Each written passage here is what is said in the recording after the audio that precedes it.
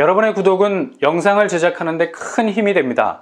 영상을 보시기 전에 구독과 좋아요 꼭 부탁드리겠습니다. 아울러 회원이 되시기를 원하시는 분들은 유튜브 채널 홈페이지 구독 옆에 있는 가입 버튼을 눌러주시기 바랍니다.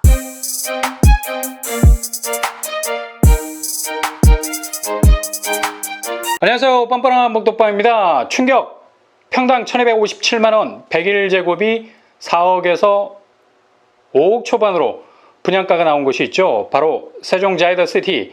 어제 이 소식이 언론을 통해서 전해지면서 전국에 계신 많은 청약자들이 무척 신선한 느낌을 받았을 겁니다.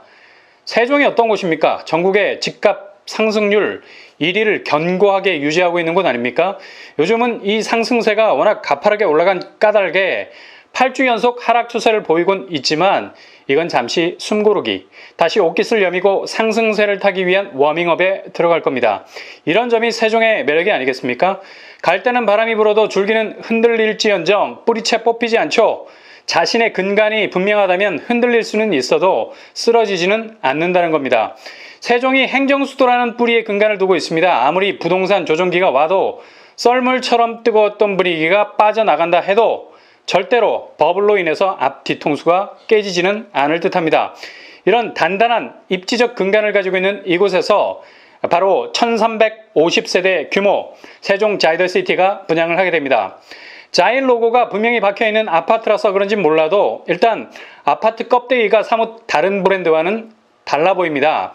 단지 규모만 해도 23개 동이죠. 이거 내 집 찾을 수 있겠습니까? 내 집으로 가는 확실한 동선을 빨리 머릿속에 구축해 놓지 않으면 자칫 아파트 동간 사이에서 미아가 될 수도 있겠어요. 일단 아파트 껍데기가 인면 디자인이 채택이 되어 있습니다. 인면 디자인이란 건물을 올릴 때 성냥갑 같은 단조로운 패턴을 탈피, 한마디로 조각을 한다고 생각하시면 되겠습니다. 건물을 살짝 파고 들어가거나 건물을 뚫고 나와서 분할을 한다거나 다양한 패턴을 건축물 안에 구현시켜 놓는 공법이죠. 요즘 아파트 트렌드가 이런 경향으로 가고 있습니다. 세종 자이더시티 아파트 건물 껍데기를 한번 보십시오. 맨 뒤쪽에 백업 라인을 형성하고 있는 건물들, 단지 중에 제일 높은 층으로 구성이 되어 있죠. 그만큼 용적률이 높기 때문에 다양하게 뜯어서 붙일 수 있는 여지가 있습니다. 이렇게 건물을 쌓아놓으면 그럴듯하게 보이거든요. 단일 건물이라도 분할해서 서로 다르게 붙여놓은 것처럼 설계가 되어 있죠. 일단 단조로움을 피하고 싶다는 겁니다. 그리고 컬러 역시도 서로 간에 명암을 주고 있죠. 다크와 화이트로. 이렇게 되면 아파트가 훨씬 공간적 개방감을 창출해내게 됩니다. 전체 동수가 23개 동 정도 되기 때문에 자칫 빡빡할 수 있는 공간을 효율적으로 분산시킨 듯한 느낌도 줍니다. 센터 라인에 배치된 아파트 건물들 역시 같은 느낌인데요. 특이한 건 가장 중앙에 일주문 같은 아파트 건물이 우뚝 서 있죠. 일주문이란 절에 들어갈 때 통과해야 하는 관문이죠. 기둥 두 개가 일렬로 서 있는 상태에서 지붕을 얹었기 때문에 일주문이라 부릅니다. 가운데 건물이 일주문 같은 느낌을 주는 건 양옆으로 흩어져 있는 아파트 동들을 뭔가 센터에서 교통정리해주는 느낌이 들어요. 설계자가 굉장히 밸런스를 중요시하는 사람 같죠? 이처럼 센터의 건물은 23개 동 아파트의 위치에 임팩트 있는 방점을 찍고 있습니다. 정말 일주문 성격인 건 센터 건물을 중심으로 아파트의 모든 동선이 흘러오고 흘러가는 움직임을 만들어낸다는 거죠.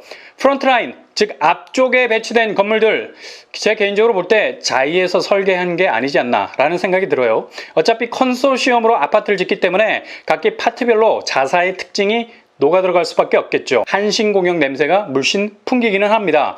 여기는 두 동을 한 동으로 붙이는 합종연행공법을 쓰죠. 이렇게 하면 빠른 시간 내에 아파트를 올릴 수 있는 장점이 있습니다. 제 개인적으로 볼 때 한눈에 표가 나게 브랜드 캐릭터가 드러나고 있는 것처럼 보입니다. 프론트 라인, 앞쪽 라인은 백업 라인, 뒤쪽 라인보다 용적률이 상대적으로 낮은 층수들로 구성이 되어 있습니다. 일단 건물에 따른 공법은 달라 보여도 공통적으로 느끼는 점은 아파트 사이의 동간 공간이 확실히 자이의 손길이 느껴진다는 거죠. 자이펀 그라운드, 힐링 가든, 엘리시안 가든 등등등 주변 조경이 잘 조성이 되어 있는 것 같습니다. 그렇다면 평면도 어떨까요? 대략적으로 살펴보도록 하겠습니다. 타입만 해도 44개 정도 됩니다. 842, 방 3개, 욕실 2개, 팬트리 드레스룸, 그리고 알파룸까지 있네요. 주방, 거실, 바람길을 냈습니다. 전형적인 4베이 판상형 구조. 842, 84A와는 달리 주방이 북쪽을 향해서 쑥 들어가 있습니다. 이런 이유 때문에 84A에 있는 알파룸이 없네요. 843는 타워형 구조, 거실을 서쪽 옆방향으로 밀어냈죠. 왜냐하면 거실 창이 남향을 선점해야 하기 때문입니다. 남서향에 가깝죠. 비선호 타입일 것 같네요. 84P, 굉장히 독특한 평면이죠. 펜트하우스입니다. 이름하여 4웨이 판상형 플러스 알파 베타형입니다. 5개 공간이 있다는 게 특징이고요. 93제곱 4웨이 판상형 방 3개, 욕실 2개, 드레스룸, 팬트리, 알파룸이 있습니다. 101A, 중대형 평수로 가는데 방이 3개네. 근데 알파룸으로 커버하고 있죠. 이 점이 조금 아쉽네요. 오픈 발코니가 있는 것이 특징입니다. 101제곱에는 하층부 다락이 딸려있는 유닛이 있습니다. 상층부 다락이라는 편견을 깨뜨린 평면이죠. 이 다락은 외부 5개 공간과 연결이 되어 있습니다. 차라리 101제곱에서 방을 선호하시는 분이라면 알파룸으로 위안을 삼으시고 다채로운 동선을 만들어내는 하층부 다락방도 재미있는 구성인 듯 합니다. 101D 유닛은 현관으로 들어서면 공간이 양분이 되는 구조를 가지고 있습니다. 아마 제일 선호도가 높은 평면이 되지 않을까 생각해 볼 수 있겠습니다. 거실을 중심으로 알파룸과 베타 공간이 나눠지게 되고요. 5개 공간까지도 만들어 놨습니다. 5베이 판상형 구조를 가지고 있습니다. 108제곱 4베이 판상형 100제곱이 넘는 유닛 중에 거실 깊이가 가장 깊은 곳이라 할 수 있겠습니다. 주방에서 공을 차면 거실에서 막을 수 있을 정도로 미니 운동장만한 거실 크기를 자랑합니다. 108P 펜트하우스 개념이라 제일 꼭대기에 위치해 있습니다. 그래서 평면은 5개 공간 스페이스가 넓죠. 103P 오른쪽 공간이 약간 휘어 있네요. 실내 벽이 꺾인 것이 아니라 5개 공간에서 꺾여 있어서 별 상관이 없을 듯 합니다. 어차피 5개 공간으로 나오게 되면 꼭대기 층이기 때문에 다양한 공간 활용을 할 수 있을 듯 합니다. 109B 거실 좌측으로 있는 방들이 폭보다는 길이가 길어 보여서 약간은 고민이 되는 방 구조를 가지고 있습니다. 상대적으로 거실 길이가 측면의 방 구조 때문에 깊이 있는 공간감이 줄어들게 됐죠. 125제곱 중대형 평수임에도 불구하고 방이 3개밖에 안 되네요. 이 점이 제일 뼈아픈 대목. 오픈 발코니가 있습니다.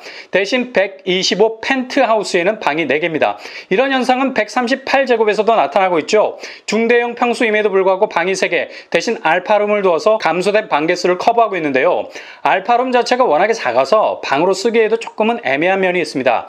이 유닛 역시도 펜트하우스에서는 방 4개를 만들어 놓고 있습니다. 뭘 선택하라는 거지? 일단 가장 무난한 유닛을 선택하려면 펜트하우스 말고 4웨이 판상형으로 갈 건데 방이 하나 적으니 망설여지기도 하네요. 144제곱 역시 방이 3개입니다. 알파룸이 하나 더 있고요. 알파룸을 중대형 평수에서 방으로 쓰기에는 조금 협소한 부분이 있겠죠. 153제곱에서도 이런 현상들이 동일하게 나타나고 있습니다. 방이 3개, 욕실 2개, 알파 공간이 있습니다. 방 1개가 모자란 부분은 무조건 알파룸에서 대리만족을 하라는 거네요. 어차피 알파룸은 방으로 쓰는 수밖에 없겠습니다. 복층구조 유닛도 있죠. 상당히 1, 2층을 꽉 채운 공간 구성이 돋보입니다. 알파 공간과 5개 공간 활용도를 높일 수 있겠습니다. 테라스 유닛은 그야말로 테라스 공간을 확실하게 확보하고 있고요. 4베이 판상형에다가 거실, 주방, 마통풍 구조를 가지고 있습니다. 대체적으로 평면 유닛은 아주 다양한 편이고요. 특징은 유닛 A 구조들이 전형적인 모습을 가지고 있는 편, 아마도 경쟁률은 전형적인 유닛 구조에서도 치열할 듯합니다. 예상과는 달리 특화된 유닛도 몰릴 수가 있겠습니다. 특히 중대형 평수에서 방 1개가 적은 부분은 알파 공간으로 채우는 설계가 있고요. 확실한 플러스 방 1개의 개념은 펜트하우스에서만 나타나고 있다는 점이 어색한 부분이라 할 수 있겠네요. 다락형, 복층형, 테라스형이라는 특화된 설계를 통해서 주변 자연 경관을 직접적으로 누릴 수 있도록 하는 평면이 이전의 설계와는 다른 입체적인 모습인 것 같습니다. 대략적인 세종자이더시티 평면을 훑어보았습니다. 그렇다면 자금 계획은 어떻게 세워야 될까요? 101제곱 기준 5억이라고 가정한다면 실제로 4억대 평형도 많아요. 그 정도로 분양가가 저렴하게 나왔습니다. 계약금 20%, 중도금 60%, 잔금 20%로 진행이 됩니다. 계약금 20% 1억 본인 자금을 준비하셔야 되고요. 투기과열 지구이기 때문에 중도금 대출 40% 2억이 나옵니다. 나머지 20% 중도금을 잔압한다고 하면 역시 1억의 본인 자금 필요하고요. 나머지 20% 잔금 1억 원을 준비하셔야 됩니다. 잔금은 입주 시점에 KB 시세로 주택담보대출 비율이 적용이 되죠. 인근 전용 101제곱이 10억 정도의 시세를 보이고 있기 때문에 최대 3억 이상의 대출이 나오게 될 겁니다. 굳이 최대 한도까지 받을 이유가 없죠. 이미 대출 포함 4억을 지불했기 때문에 나머지 1억 잔금을 대출받아서 해결하면 되십니다. 일단 계약금 1억, 중도금 1억, 도합 2억 정도 본인 자금이라면 충분히 분양대금을 치를 수 있겠네요. 자금 동원이 어려워서 만약 중도금 2회분을 연체하신다면 잔금 포함 도합 2억의 금액이 미지불 상태가 되죠. 그러나 해결 방법이 있습니다.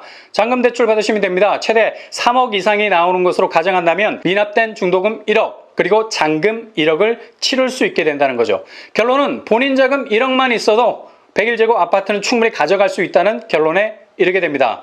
세종자이더시티의 분양가가 워낙에 시세 대비 저렴하게 나온 결과입니다.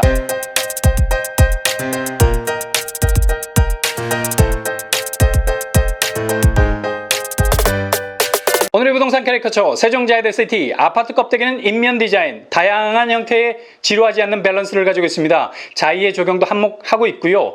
컨소시엄 형태이기 때문에 건물의 디자인이 눈에 띌 정도로 달라 보이는 점도 있네요. 평면은 굉장히 다양합니다. 선호도에서 분명 호불호가 갈릴 평면들이 있습니다. 자금 계획은 라이트하다. 워낙에 분양가가 저렴하게 나왔기 때문입니다. 본인 자금 2억 정도면 충분히 분양대금을 치를 수 있는 여유는 있을 수 있겠네요. 분양 일정은 27일 특별공급, 28일 1순위, 29일 2순위, 8월 4일 당첨자 발표입니다. 여러분에게 좋은 결과만 있게 되기를 바랍니다. 이상으로 뻔뻔한 복덕방을 마치겠습니다. 구독과 좋아요 부탁드립니다. 감사합니다.